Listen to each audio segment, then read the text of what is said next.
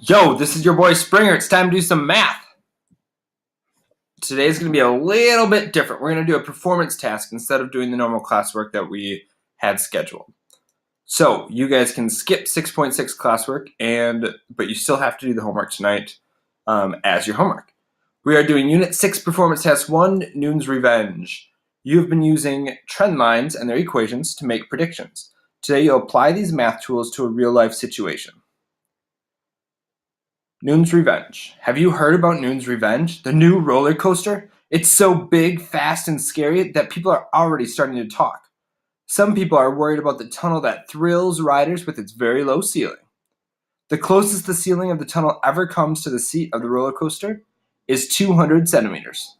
Although no accidents have been reported yet, rumors have been spreading that very tall riders have broken their arms as they went through the tunnel with their arms raised over their hands. Unfortunately, due to these rumors, many tall people have stopped riding the coaster. Your task. Consider how you could determine whether the tunnel is actually safe for any rider, no matter how tall. Discuss the questions below with your team. Be ready to share your responses with the rest of the class. All right, so for this one, I'm not going to guide you guys through it. I'm going to give you some instructions on what you need to do, and then you guys are going to do it on your own. All right, these instructions are also going to be very general because I've got 3 different classes that are watching these videos, and all 3 people have different sets of data. So I have to be very general with this. So question A, look at the table of values for the class measurement of height and reach. This is what we did last Monday, if you remember when we took all those measurements. So this should be one of the first couple pages in your packet. What is the maximum and minimum height? What is the maximum and minimum reach? So I do want you to write that on your paper right here. So like I said, write your class information. Now you're looking at everybody, not just the 4 people in your in team number 4, team number 8. You're looking at the entire class.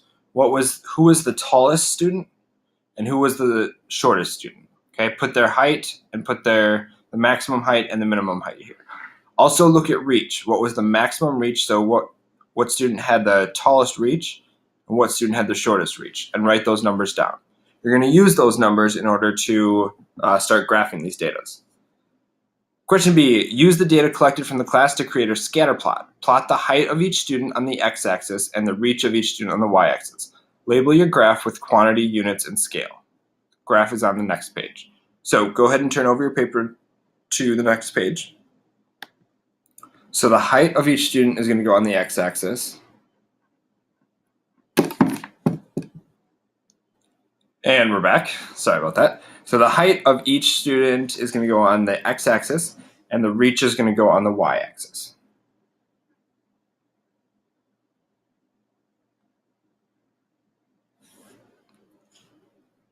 So the reach is going to go on the y, height is on the x-axis. So remember you found the minimum and maximum. So your minimum height, or a number close to it, should go right around here. And you should go all the way to the maximum height. So let's say the minimum height was 123. I would say maybe start out your graph at 120. Start out at a nice easy number. That will also determine if you should go by 5s, if you should go by 1s, if you should go by 10s, whatever you need to go on your x-axis in order to fit all of the data for your height. Same thing with the reach. When you know what your minimum and your maximum is, go ahead and put it so that you can fit all the data on your graph. So let's say your minimum reach was 20, 22, and your maximum was 52, and you probably want to go from like 20 to 60, something like that. But you guys have your minimum maximum. If you do have any questions with that, just let me know. It is going to take a while to plot all the data, and yes, you have to plot all 40 students on the graph, or at least the students that you have, both the height for and the reach for.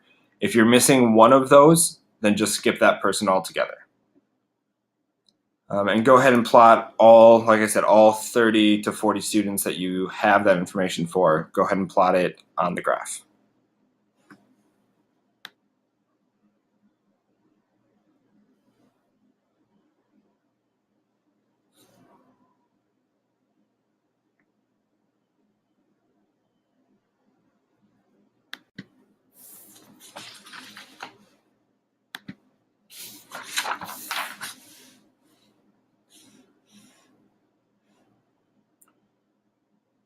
Perfect. Analyzing the data and making predictions. So once you've graphed all your data, you can answer these questions. These are the questions I'm going to have you answer for the video for credit today. So I want you to describe the association. Go ahead and do that in the questions. Tell me the strength, the form, and the direction. Next, draw a line of best fit that models the data and write its equation. So remember, the first thing you need to do is write the slope. You need to pick 2 points, put them in our table, the x, the y, find the change of y over the change of x.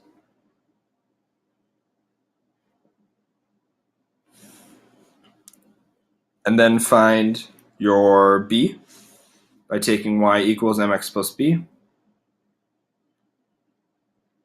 and plugging it in. So plug in your y value, plug in your slope, plug in your x value, and then solve for the letter b. Find out what b is. Question C, interpret the meaning of the slope in the context of the problem. So for question C, tell me what you think the slope means. And question D, consider the amusement park situation. They want Noon's Revenge to be safe for tall riders. For example, the famous basketball player Yao Ming is 7 feet 6 inches. That's about 228.6 centimeters tall. Is the roller coaster safe for him? Use your line of best fit to predict if the ride is safe for Yao Ming. So you guys are going to take your equation from part B. And you've got a height of Yao Ming is 228.6 centimeters tall. So you're going to plug that in for x and solve for y. Once you figure out what y is, we'll then know if this roller coaster is safe. Because looking back at the front, the closest the ceiling of the tunnel ever comes to the seat of the roller coaster car is 200 centimeters. So if your answer for y in part D is 200 or more, then the ride's not safe. But if it's less than 200, it is safe.